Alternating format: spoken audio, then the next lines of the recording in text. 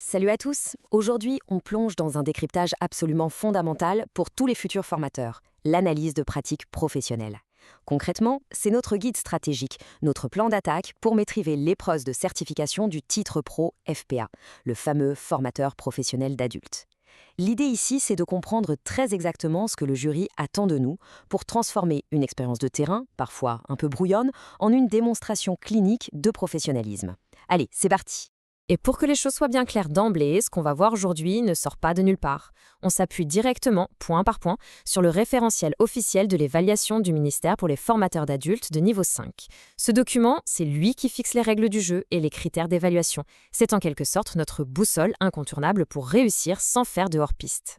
Au programme de ce décryptage en 6 étapes, le déroulement de l'épreuve, le choix de la situation, la distinction entre faits et sentiments, l'analyse avec les concepts, les propositions d'ajustement, et on terminera par la restitution orale. On attaque tout de suite avec la première étape, le déroulement de l'épreuve. Alors, la clé absolue de cette épreuve, c'est le chrono. Dès la minute 0, paf, tirage au sort. Ensuite, vous avez exactement 45 minutes de préparation. Et attention, ce n'est pas du temps d'attente pour stresser dans son coin.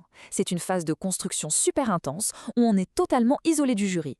Parce que tout ce travail de l'ombre, il va falloir le condenser pour qu'il rentre de manière percutante dans seulement 10 petites minutes de présentation orale face au jury. La gestion de ce temps imparti, c'est vraiment la base de tout. Le tirage au sort va déterminer votre sujet parmi 6 grands thèmes classiques du métier. Mais aujourd'hui, on va vraiment se concentrer sur la maîtrise d'un cas très précis, la situation d'accueil, que ce soit individuel ou collectif. Pourquoi ce choix ? Eh bien parce que c'est un moment charnière, c'est riche en interactions, et disons-le franchement, c'est souvent la porte ouverte aux imprévus. C'est le scénario idéal pour montrer au jury ce que vous avez dans le ventre en termes d'analyse. Ce qui nous amène à l'étape numéro 2, le choix de la situation vécue. Règle d'or, et c'est le tout premier critère d'évaluation. La situation que vous choisissez doit être 100% réelle et vécue sous votre entière responsabilité en tant que formateur. Hors de question d'inventer une situation de toute pièce. Imaginez un peu la scène. C'est votre première matinée d'accueil avec un nouveau groupe d'adultes, ça part dans tous les sens et d'un coup, le vidéoprojecteur lâche. Le stress monte instantanément. Eh bien, c'est exactement cette matière brute, authentique, qui va vous servir de fondation. On passe à l'étape numéro 3, faire la distinction entre les faits, les opinions et les sentiments. C'est là que le jury vous attend au tournant sur votre capacité à prendre du recul. Il faut littéralement faire un tri chirurgical entre les faits et vos émotions. D'un côté, on a l'observable, le concret. À 9 heures, la salle n'avait pas de vidéoprojecteur. De l'autre côté, l'interprétation purement subjective, c'était la panique où le groupe semblait désintéressé. Le jury exige de voir cette scission clinique pour prouver que vous ne subissez plus l'événement, mais que vous l'observez froidement. Étape numéro 4, analysez tout ça avec des concepts.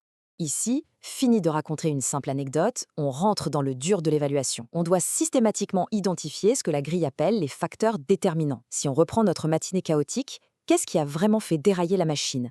Est-ce que c'était l'environnement physique défaillant, les contraintes du groupe face à l'attente, ou peut-être un petit raté dans votre propre préparation ? En décortiquant la situation à travers ces filtres, vous montrez une vraie capacité de diagnostic.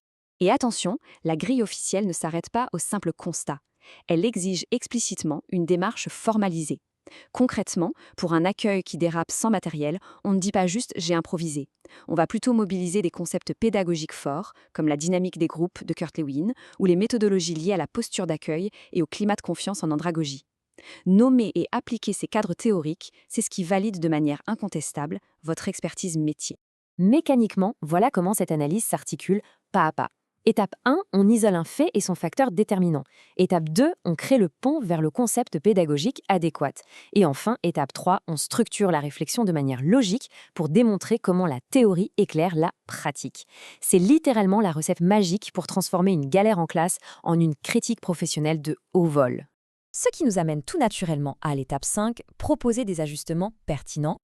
Parce que, bon, l'analyse intellectuelle c'est super, mais elle doit impérativement déboucher sur de l'action. On ne cherche pas à justifier des erreurs, on cherche des solutions. Le jury attend ici des modifications ultra réalistes. Face au même vidéoprojecteur en panne demain matin, quel est votre plan B ? Lancer un brise-glace sans support numérique ? Modifier l'aménagement de la salle en cercle dans la foulée ? Il faut que ces ajustements soient concrets et applicables à l'instant T. Enfin, dernière ligne droite, l'étape numéro 6, réussir cette fameuse restitution orale. C'est le moment de vérité face au jury.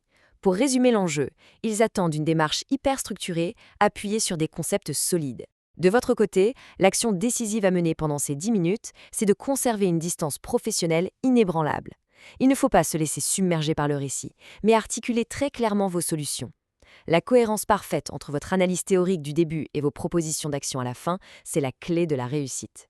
Pour boucler cette présentation, gardons à l'esprit cette ultime réflexion. Face à un scénario d'accueil compliqué qui vous a poussé dans vos retranchements, quel serait le petit ajustement pédagogique, ce levier unique, capable de transformer radicalement la première impression de votre groupe s'il fallait tout recommencer demain matin? C'est vraiment avec ce genre de questions d'impact en tête que se forge la véritable expertise de notre métier de formateur.